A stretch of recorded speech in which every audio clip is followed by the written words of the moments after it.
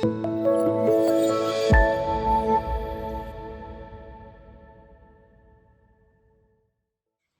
a potter and I became one at the age of 54.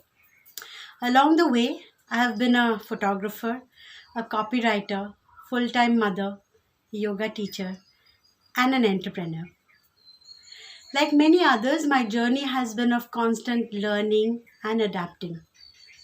But it has also been full of another process that perhaps many of us struggle with: reinventing.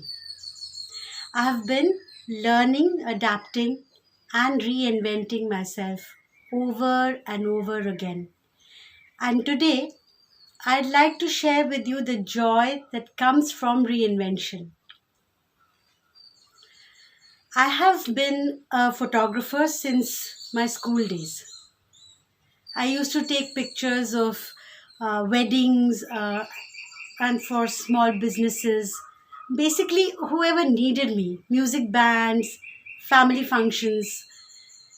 Then I became a photographer for my college. I represented my college. And these days, I have been working on my photography book, which is on its way to be in the market, hopefully soon. However, my first job was in advertising. Soon after my course in mass media, I started working first in client servicing and then as a copywriter. And I had thought, yes, this is it. I will do what most people do: work hard, climb the corporate ladder, live the urban dream. But then I became a mother of two children within 2 years. My daughter and my son became the center of my life, and I turned into a full time mom. Life went from spending long hours in office visualizing and creating to feeding, nappies, and a lot of fun and games. I was 30 years old when I had my first child, pretty young, I would say. I learned and adapted quickly. The wheels of reinvention had begun turning as well. Around this time, as a family, we moved to the US. I had never traveled outside of India before this, and I knew no one actually, no one in Atlanta, our new home. It was like someone had thrown me in the middle of a very rough ocean. Once again, I had to learn and adapt. This time it was much harder because the children were growing quickly, and my husband he was traveling most of the time. So when the kids were in school, I entertained myself by driving around Atlanta, learning all the highways and the back alleys. I even drove other immigrant families around in my minivan. I had actually always loved driving. I started driving when I was 17, and it always gave me a sense of freedom and independence.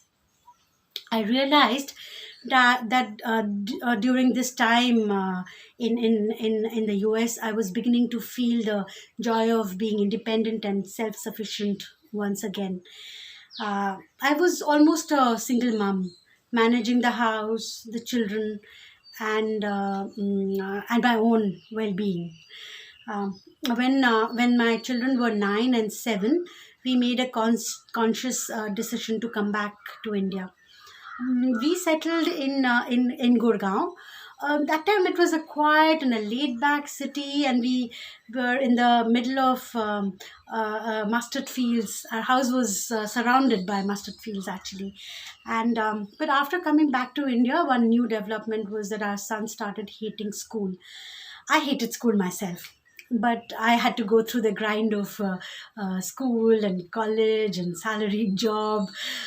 So when my husband suggested that we unschool our son, I was quite pleasantly surprised, to say the least. So we decided to end his misery and pull him out of school. Well, in a way, I too had wished that someone had pulled me out before I completely lost interest in studying. Uh, the little bit about my husband, that he has been working in the education field for a very long time, but yet we never tried to make a school curriculum at home. In fact, we never called it homeschooling. We have always called it free learning or unschooling.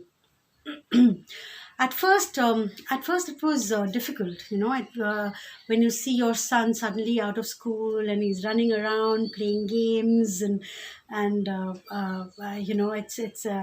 you're very unsure whether you made the right decision. But we gave our son the freedom to chill, play video games and watch television till he got bored and wanted to do something more constructive. So we started traveling. We would go and stay in small villages tucked away in the Himalayas, or with potters in Kerala, or in a rainforest to track snakes. My kids and I were like sponges. We learned so much just by living with people in different environments, how they lived with bees in their own homes, or how the village barter system worked. We learned that people can live on a simple but healthy diet of just potatoes and rajma, because that's all that grows there. Uh, we as a family, we trekked a lot as well, crossing glaciers, climbing near vertical cols on mountain ridges, and walking through snow taught the children things they would rarely experience in a city environment. Learning to pace yourself, being aware of your body, building self confidence, and I would say most of all, learning to be one with nature. In the meantime, my daughters decided to leave school as well. She wanted to pursue Kuchipudi dance, which she was totally into, dancing and performing with her gurujis. And just as I was learning to be the mother of children who didn't go to school and instead spend their time in forests and playing games or dancing, my 13-year-old son decided he wanted to travel to the Andamans alone. It wasn't easy for me as a mother to let my son travel alone, especially to the islands. As you can imagine, I mean, I didn't know people he was going to meet or where he was going to stay. As a mother, I was afraid. But as a person who was learning to reinvent myself, I learned to let go. And that trip changed the lives of both my kids. My son Joey discovered scuba diving and the wonders of marine life. He knew right away that he and his sister they would have to pursue and learn more about the mysteries of underwater, under the sea. So both Joey and Titli made the islands their second home. They became expert divers. I too went on to become an advanced scuba diver. The kind of marine life I saw was absolutely amazing. Whether it was octopuses mating, or suddenly a coral snake swimming right under me, or just going slow, breathing in, breathing out, meandering through corals with colorful fish. You feel like you're in a completely different world, almost like being on the moon. So I had been a photographer, a copywriter, a full-time mom to kids who left school, and now a certified advanced diver. While my children were spending time in the Andamans, I had been doing some yoga in the neighborhood.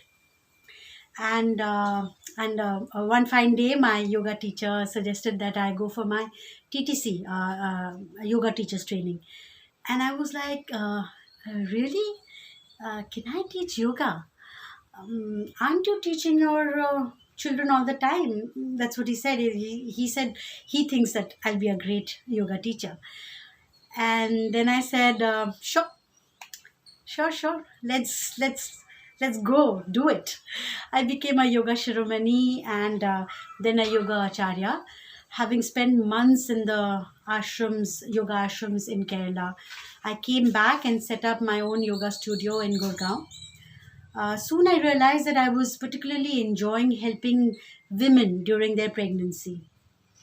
So, working with women and my passion for travel led to the next stage of my reinvention, running a women only adventure travel group company. Me and a friend of mine, we started this company called Soul Purpose, and it was one of the most fulfilling times of my life. Not just because it was a lot of fun to trek and raft and just have fun and dive for a living, and visit a bunch of national parks, or go to Nagaland, or go to Jordan. It was really fulfilling because we were able to touch and often change many women's lives. There were women who overcame their fear of water, women who stuck together through extreme weather, many who had simply never traveled before, and women who felt the freedom of wearing clothes they usually wouldn't, like short shorts or bikinis. It was amazing. I mean, it was like a dream job for me. Now and then we were looked down upon for running just a travel company. But for me, it was all a part of learning, adapting, and reinventing. I I felt my horizon expand with every step of my travel, with every trip. We didn't really earn much from this, but the fun I had and the experiences I shared with so many women are invaluable. I could have done this for the rest of my life, but guess what? It was time to change, reinvent again. Gurgaon, our quiet city, turned into a massive finance and tech hub. It was changing as if it was on steroids. And it wasn't the city we really liked and had settled down in. So my husband and I decided to move out of the big new city of malls and 8-lane highways and live a minimalistic life. From a house with 7 rooms, we moved into this one-room hut, uh, just living with bare essentials. So this is where we live now in Oroville. The hut has been improved a little bit. The peat roof leaked in the monsoon and was home to snakes and frogs, including kraits and cobras. So that had to go for a more pragmatic metal roof. And an outdoor kitchen and a sitting area has made it easier to spend time with friends. Living in an open house without walls has its charms. The silver bill nests inside our hanging ferns, and the spotted owlets drink water outside our bedroom. And the shikra sits fearlessly on the dining chair. Uh, but not having walls also comes with snakes and scorpions and frogs. I can deal with snakes and scorpions. But when a wet frog jumps and lands on me, I do let out a scream once in a while. I have loved always loved to be with nature. Being I can sit with my camera for hours together to get the right shot of a bird or an insect. But I always wanted to become a potter, especially after moving to Auroville. So I learned to throw pots, and I built a small studio, a studio without walls, of course.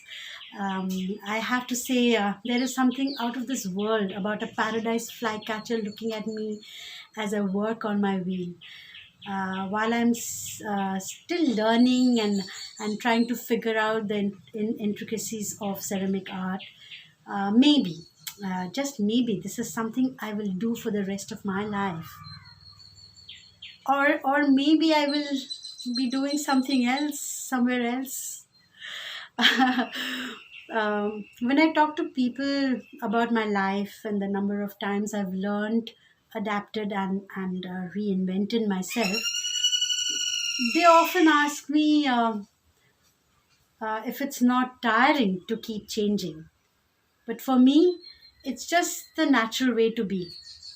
To not to be stuck with something because people expect me to stay with it, but to take the course that is most natural, just like water. But don't you need something to hold on to, something that stays? My friends are always asking me that. And I have to answer yes, the joy of the joy of reinvention. There's nothing quite like the joy of it. Thank you. Thank you so much for watching.